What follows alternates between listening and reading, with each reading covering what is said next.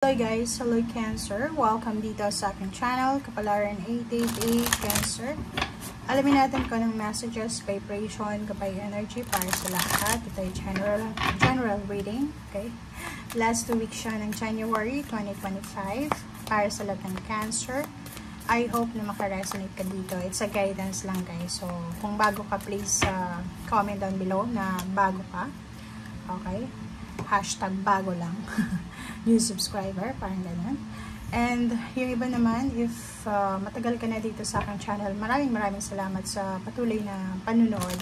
Okay? So, kayo yung dahilan kung bakit yung channel natin is still working, still kicking. Kasi kung wala nang manunood, syempre, wala na tayo dito. Okay? So, yun. Thank you sa inyong lahat, guys. Okay? Romance. Okay. Cancer. This last 2 weeks of January 2025, may possible dito na siguro may mga relationship na hindi na nag-work or pwede may mga sa sobrang busy. Kasi diba, nagra-rat race ngayon kasi simula pa lang ng taon. So, marami yung iba na busy sa kanilang ginagawa. It's either work, it's either business, it's either family. Yung may mga anak, bagong anak. So, this last 2 weeks na to, sinasabi na yung mga romance natin, intimate relationship, ay posibleng masettle yung mga differences, yung mga problema, kung bibigyan natin ng oras ang bawat isa. Yung movie time, watch a movie. So, isa to sa mga possibilities na pwede nating magamit yung me time natin or time with your loved ones, with your romantic relationship, is yung panunod ng movie, kahit lang sa Netflix, diba? Kahit lang sa mga online, kung wala kayong oras para lumabas, possible ito. Okay? Romance. Kung ikaw ay nanonood ng sine or ikaw ay possible na unexpected kasi ito. Pwedeng isang unexpected encounter, pwedeng makita mo sa loob ng sinihan or sa labas ng sinihan, sa loob ng mall or sa labas ng mall, ang yung ex, or posibleng isang unexpected encounter na mag-i-end sa relationship with someone na hindi mo kilala. Okay? So, yun ang nakikita natin dito, ng possibilities. Okay, 6 of Wands. Oh, 6 of Wands is victory and success. Recognition, rewards, awards. Expect mo na to. Kita ko sir dito, Cancer, na you will receive appreciation from your family, from your friends, from someone. Dahil job well done eh. Diba? So, ay kita ko sir dito, lahat ng mga pinagpapaguran mo, pinagpupuyatan mo, tinatrabaho mo, ay posibleng ibalik sa'yo ng ating Panginoon ng tenfolds. Okay? So, dito, sinasabi ng bara sa'yo na you are super blessed. Okay? Pwedeng mayroong salary increase or pwedeng may lump sum of money na incoming dito. Pwede din na leadership. Ito, pwedeng ma-promote ka or posibleng mailagay ka sa isang posisyon na sobrang stable and secure. Okay? Kaso lang, nandito yung 5 of Wands. So, be careful kasi it's the year of the snake ngayon. Plus, etong 5 of Wands is sobrang negative na energy siya. So, mag-iingat ka kasi may success ka, may tagumpay ka na pwedeng kainggitan ng mga tao sa paligid mo. Ibig sabihin, be careful kasi maraming mga tao ang maiinggit sa kung ano yung meron ka sa ngayon. Or maraming mga tao yung posibleng makakaramdam sila ng parang magiging matithreaten sila sa success mo or sa recognition and rewards or sa triumphant success na sinasabi sa'yo dito. Okay.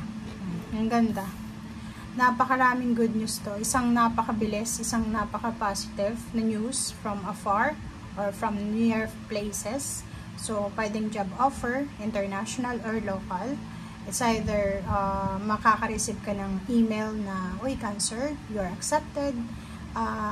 Congratulations, parang ganun. So, expect mo na to na may mga possible news, good news ka na matatanggap. Na yun yung pwedeng maging rason bakit ka pwede kang kainggitan ng mga tao sa paligid mo. Diba?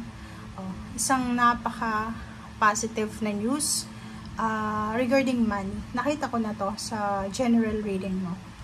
Kita ko na to sa yearly reading mo ng 2025. Talagang maraming good news, maraming new beginnings na papasok sa buhay mo. Eto, it's a good news. It's either puputok yung email mo, yung chat mo, yung phone mo, maraming tatawag sa'yo.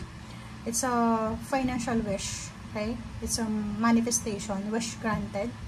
Pwedeng manalo ka sa loto, or pwedeng manalo ka sa, may mga ano to pwedeng chance winning, or pwedeng maraming financial grants, or yun, support, scholarship, or anything na involved na pera. Okay.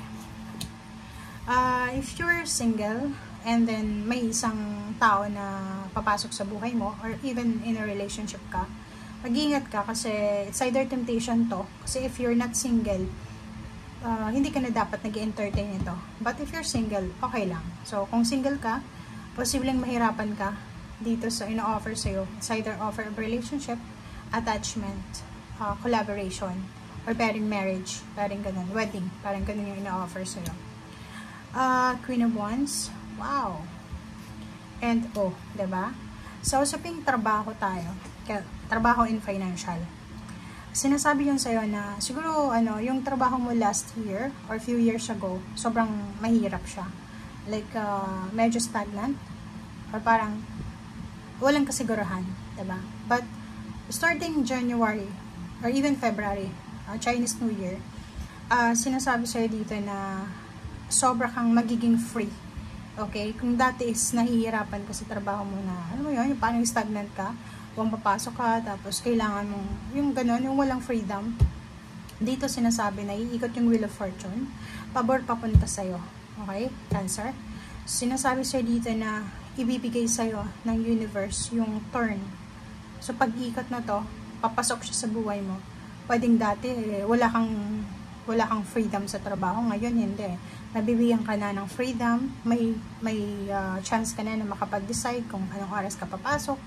Or ayaw mo ng overtime, parang ganun. So, nakikita natin dito yung financial and emotional freedom since may 9 of disc and meron din tayong 6 of Wands. So, isang successful month ito para sa'yo. New beginnings ng buhay ng mga Cancer ngayong 2025.